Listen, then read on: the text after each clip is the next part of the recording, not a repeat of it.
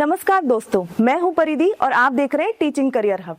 अगर आप मध्य प्रदेश में बीएड करना चाहते हैं तो आज का ये वीडियो आपके लिए बहुत महत्वपूर्ण है, क्योंकि इस समय एमपी बीएड एडमिशन 2026 की काउंसलिंग प्रक्रिया चल रही है। अगर आपने अभी तक रजिस्ट्रेशन नहीं लिया या आपको समझ नहीं आ रहा कि आगे क्या करना है, तो इस वीडियो को अंत तक जरूर देखिए।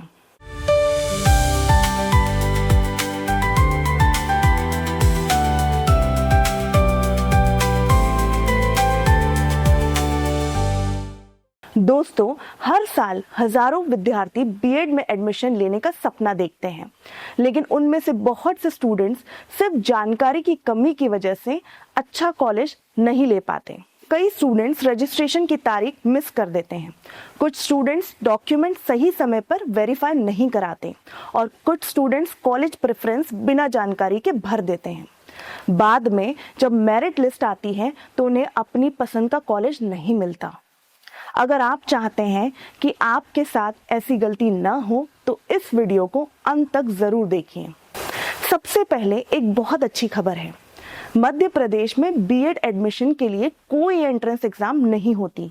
जी हाँ, आपने बिल्कुल सही सुना। यहाँ एडमिशन आपके ग्रेजुएशन या पोस्ट ग्रेजुएशन में प्राप्त अंकों के आधार पर दिया जाता है।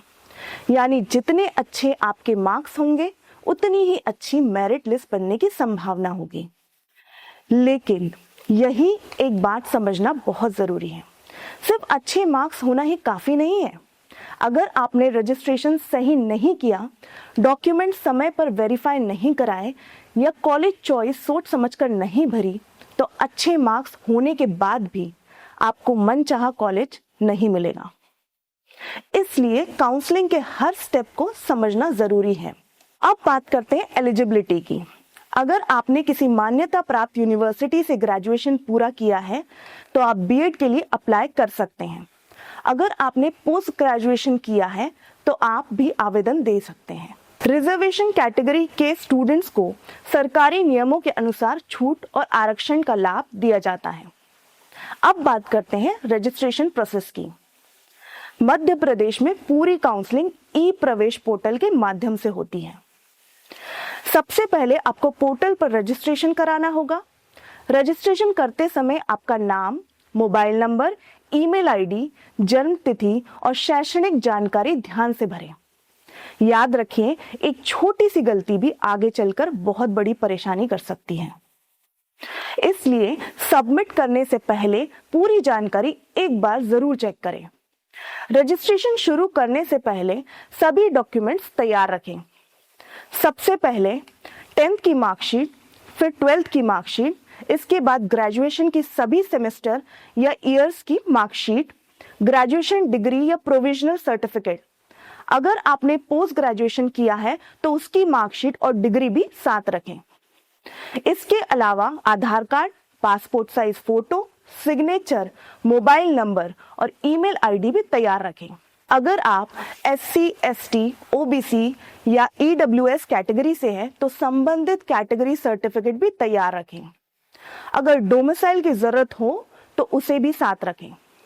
दोस्तों, एक छोटी सी सलाह, रजिस्ट्रेशन शुरू करने से पहले सभी डॉक्यूमेंट्स PDF फॉर्मेट में या फोटो साफ क्वालिटी में अपने मोबाइल या लैपटॉप में सेव कर लें।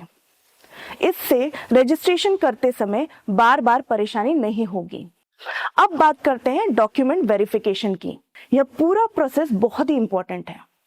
बहुत से स्टूडेंट्स यही गलती कर देते हैं, वे रजिस्ट्रेशन तो कर देते हैं लेकिन वेरिफिकेशन समय पर नहीं कराते। याद रखिए, अगर आपके डॉक्यूमेंट्स वेरीफाई नहीं होंगे तो आपका नाम मेरिट लिस्ट में शामिल नहीं होगा। इसलिए वेरिफिकेशन की अंतिम तारीख का विशेष ध्यान रखें। अब आते हैं सबसे इंपॉर्टेंट स्टेप पर, यानी कॉलेज चॉइस फिलिंग। मेरे अनुसार यही पूरा प्रोसेस का सबसे महत्वपूर्ण हिस्सा है, क्योंकि यहाँ हम तय करते हैं कि आप किन कॉलेजेस में एडमिशन लेना चाहते हैं। बहुत से स्टूडेंट्स सिर्फ अपने शहर के कॉलेजेस भर देते हैं, कुछ स्टूडेंट्स सिर्फ 1 या 2 कॉलेजेस चुनते हैं और बाद में सीट नहीं मिलने पर परेशान हो जाते हैं।